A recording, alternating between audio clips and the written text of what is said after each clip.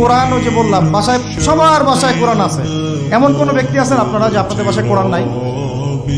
প্রত্যেকের বাসায় আছে, এমনকি আপনার ফোনের মধ্যেও অ্যাপসে আছে, খুলে দেখার সময় নাই।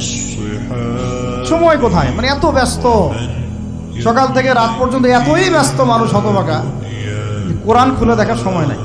আবার বলে, এসব কথা বললে আবার বলবে যে আমরা কি ইসলাম কম বুঝি? আপনারাই ইসলাম বুঝেন, আমরা বুঝি না।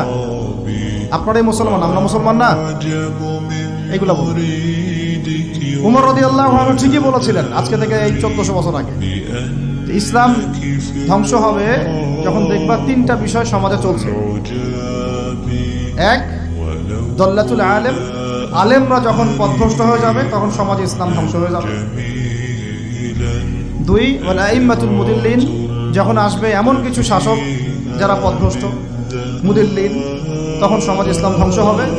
আর ওয়াল মুনাফিকিন ফি জিদারি কিতাবিল্লাহ, যে মুনাফিকরা যখন আল্লাহর কিতাব নিয়ে বাকবিতণ্ডা করবে, মুনাফিকরাই বাকবিতণ্ডা করবে যে আমরাই বেশি বুঝি ইসলাম, তোমরা বুঝো না।